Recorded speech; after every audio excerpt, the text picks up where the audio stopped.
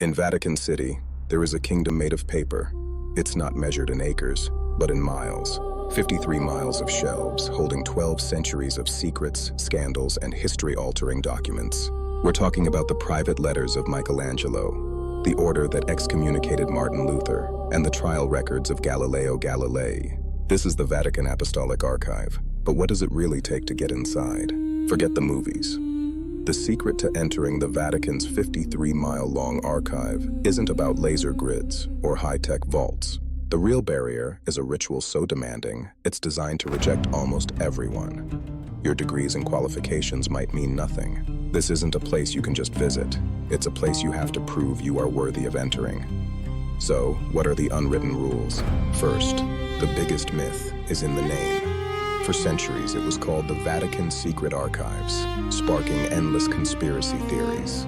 But in 2019, Pope Francis renamed it the Vatican Apostolic Archive. Why?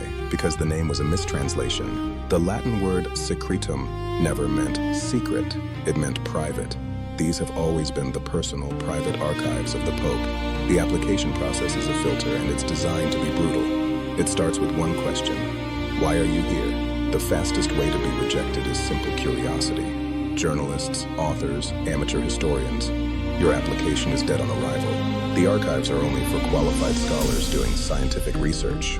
This rule alone eliminates almost everyone. If you survive that, you hit the next gate. Your credentials. You can't be an undergraduate. They are explicitly banned. You need, at minimum, a master's or a PhD. But even that is not enough. You must provide a letter of recommendation from a research institute or a professor who can swear your work is necessary. You have to prove the documents you need exist only in these archives. You can't just browse. And if your application is missing a single detail, you don't get a rejection letter. You get silence. For the fraction who qualify, the real test begins. This is the ritual. If your application is approved, you receive an entry card. This card is your life, but it expires every year on June 30th, forcing you to reapply. On your first visit, you walk past the Swiss Guard, through the Porta di Santa Ana, and into the archive. There, the ritual demands you leave almost everything behind. Bags, briefcases, even laptop cases are forbidden, and you cannot bring a pen. For centuries, only pencils were allowed. Today you can bring a laptop, but your phone must be turned off. The atmosphere is one of total, reverent silence. But once inside, you face the next wall. Finding anything. There is no single online database. You have to use the index room, filled with handwritten, leather-bound inventories in Italian and Latin. It can take days just to find one reference number. Only then can you request a document. But there's a limit. You can only request 3 items per day. This isn't an accident, it's a deliberate slowdown. Even for the most qualified scholar, the final gate is one you can't bypass: time. For decades, access was determined by pontificate, pope by pope. The current cutoff is the end of Pope Pius XII's reign in October 1958. Anything after that is locked. The archives of Pius XII himself, covering World War II, were sealed for decades, fueling a firestorm of debate over the Church's role during the Holocaust. Then, in March 2020, Pope Francis ordered them opened ahead of schedule, declaring, "The Church is not afraid of history." But some doors remain permanently locked. An entire collection of documents on the personal affairs of cardinals from 1922 onward is completely inaccessible. For over a century, this grueling system has been the only way in. A maximum of 60 scholars per day could enter, and only if they booked a spot months in advance. But the Vatican just announced a shocking change. Starting January 7, 2025, it will be possible to access the archives without a reservation. The fortress walls haven't crumbled, but a gate that has been locked for generations has just been opened a little wider.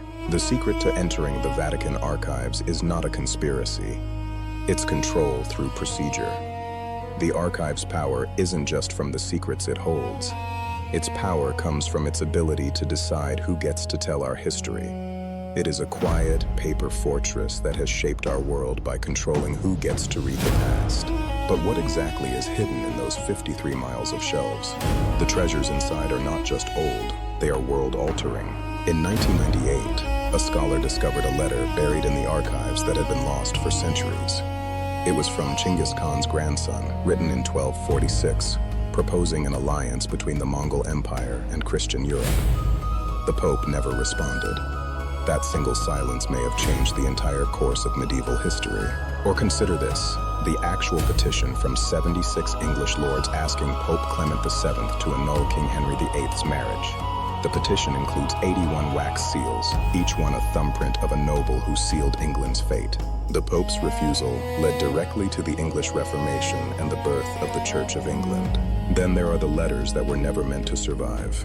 Mary, Queen of Scots, awaiting execution, wrote desperate pleas for mercy.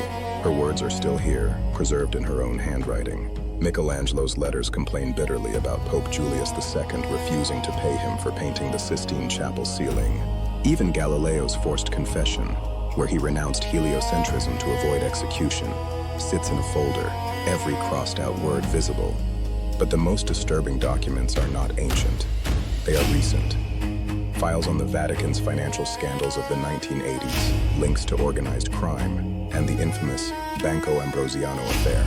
These documents are slowly being declassified, and what they reveal has shaken the church to its core. The archives are not just a museum. They are evidence. Who controls access to all this power? The answer is a small army of specialists you will never meet. They are called the scriniari, the archive keepers. There are fewer than 60 of them, and their job is unlike any other on Earth. Some have worked here for 40 years without ever being photographed. Their names are rarely published. They are ghosts.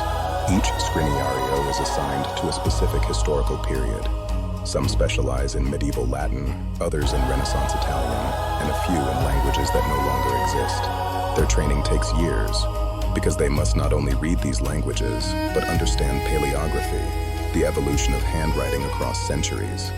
A single misread word in a 14th century papal bull could rewrite our understanding of history, but their work goes far beyond reading. They are detectives, investigators, and gatekeepers. When you request a document, they must locate it in a system with no GPS, no barcodes, and often incomplete records. Some documents have not been touched in 500 years. The scriniari must remember or deduce where things are. They memorize the layouts of entire rooms, close-up of gloved hands, carefully extracting document untouched for centuries. Dust cloud rising in beam of light, sacred moment, slow motion, and they decide what you see. If they believe your research is not serious, they can delay your requests indefinitely. If they suspect you want to publish something damaging, they can restrict access. They answer to no one but the prefect of the archives, who answers only to the Pope. In other words, these invisible archivists hold more power over historical narrative than most university professors. But the strangest part? They work in near total silence. Speaking is discouraged. Communication happens through written notes. The atmosphere is monastic, deliberate, and intensely focused. For scholars, encountering a scriniario is like meeting an oracle. They may reveal a treasure, or they may close a door forever. The Vatican is facing a crisis it cannot ignore. Time is destroying the archives. Every day, documents crumble a little more. Ink fades. Parchment disintegrates. The Vatican estimates it would take over a century to digitize everything at the current pace, and some documents are so fragile they cannot be photographed without risking destruction. In 2017, the Vatican partnered with Japanese technology company NTT Data to begin digitization. Using advanced imaging that captures ultraviolet and infrared light, they can now read text that has been invisible for centuries. Erased words reappear. Hidden corrections are revealed. But here is the dilemma. Once digitized, do these documents remain locked behind the same walls? Pope Francis has called for greater transparency. He opened the Pius XII archives early. He has acknowledged the Church's historical failures. But the Vatican is deeply divided. Conservative factions argue that unlimited access would lead to misinterpretation, sensationalism, and damage to the Church's reputation.